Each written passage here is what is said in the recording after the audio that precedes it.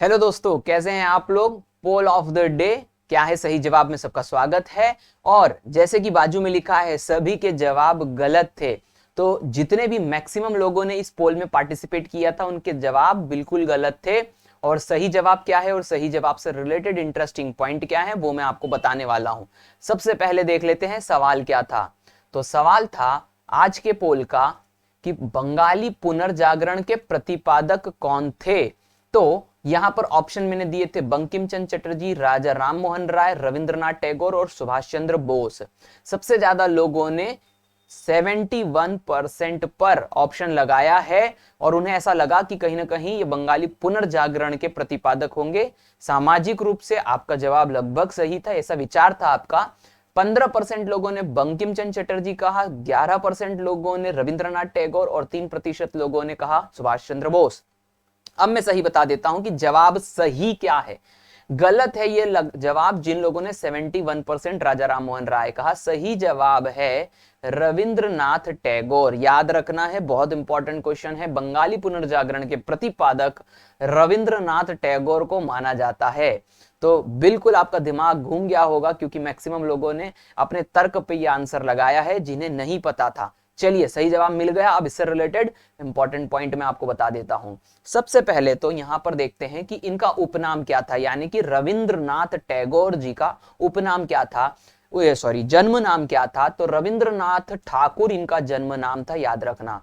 टैगोर शब्द कैसे आया ठाकुर से, तो अंग्रेजों को ठाकुर शब्द बोलते नहीं आता था, इसीलिए वे ठाकुर को अपने लहजे में ठैकुर या ठैकुर, ठैकुर से टैगोर तक पहुंच गए वो, और इस प्रकार से ठाकुर से टैगोर तक का सफर बन गया। तो इस प्रकार से रविंद्रनाथ टैगोर ठाकुर थे। आगे बढ़ते हैं। नेक्स्ट जो है इनका उपनाम पूछा जा सकता है। तो उपनाम क्या है इनका, है उपनाम भानु सिंघा ठाकुर। इनका उपनाम भानु सिंघा ठाकुर है।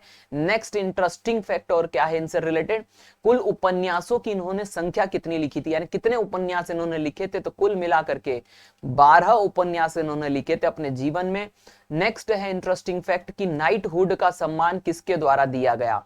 तो ब्रिटेन का सबसे सर्वोच्च सम्मान नाइटहुड सम्मान इन्हें दिया था जॉर्ज पंचम के द्वारा। कब दिया गया था यह भी ध्यान रखिए, 1915 में इन्हें यह पुरस्कार मिला था। नेक्स्ट जो चीज है, नेक्स्ट इंटरेस्टिंग फैक्ट है नोबेल का साहित्य पुरस्कार किस कृति के लिए इन्हें दिया गया था। तो यह दिया गया था गीतांजलि कृति के लिए, गीतांजलि कृति के लिए दिया गया था। आगे बढ़ते हैं। अगला इंटरेस्टिंग फैक्ट है, ये भी इंटरेस्टिंग चीज है कि गीतांजलि का प्रकाशन कब हुआ था। बहुत सारे लोगों को ये प्रश्न सिर्फ याद होगा कि गीतांजलि के लिए 1913 में मिला था, लेकिन प्रकाशन कब हुआ था ये इंटरेस्टिंग फैक्ट है। तो इसका प्रकाशन 1910 में हुआ था। नेक्स्ट इंटरेस्टिंग फैक्ट क्या है, गीतांजलि क्या है यानी कि किस विषय पर है। तो ये कविताओं का संग्रह है, गीतांजलि कविताओं का संग्रह है। नेक्स्ट इंटरेस्टिंग फैक्ट है गीतांजलि के कविताओं का विषय किस आधार पर था। तो यह था भगवान की भक्ति पर आधारित। आगे बढ़ते हैं। नेक्स्ट इंटरेस्टिंग फैक्ट क्या है, रविंद्रनाथ टैगोर का सबसे लंबा उपन्यास कौन सा था। बहुत इंटरेस्टिंग चीजें, इसमें से मैक्सिमम चीजें आपको नहीं पता होंगी। सबसे लंबा उपन्यास इनका था गौरा, याद रखना है। नेक्स्ट इंटरेस्टिंग फैक्ट है साहित्य के लिए नोबेल पुरस्कार किस वर्ष मिला था। मैंने अभी आपको बताया 1913, 1913। आगे बढ़ते हैं। एक और इंटरेस्टिंग फैक्ट है कि साहित्य का नोबेल पुरस्कार जीतने वाले पहले गैर यूरोपीय कौन थे, जो यूरोप से जिनका संबंध नहीं था पहले, वे थे रविंद्रनाथ टैगोर। बहुत इंपॉर्टेंट और इंटरेस्टिंग फैक्ट। अगला जो इंटरेस्टिंग फैक्ट है वो है रविंद्रनाथ टैगोर की मृत्यु कब हुई थी, यानी कि ये फैक्ट है ओनली कि 1941। तो ये सारे इंटरेस्टिंग फैक्ट मैंने आपको बताए। उम्मीद करता हूं कि आपको अच्छा लगा होगा। Thanks for watching. और यदि कोई पॉइंट मुझसे छूट गया हो और आपको पता हो जो बहुत इंटरेस्टिंग हो, कमेंट बॉक्स में कमेंट करो ताकि मैक्सिमम लोगों को नॉलेज मिल सके। नेक्स्ट डे आप फिर से पार्टिसिपेट करिएगा। जिन लोगों का गलत जवाब गया कोई बात नहीं, उम्मीद करिए कि अगली बार आपका जवाब सही जाए और कुछ ना कुछ सीखने को तो मिलेगा ही।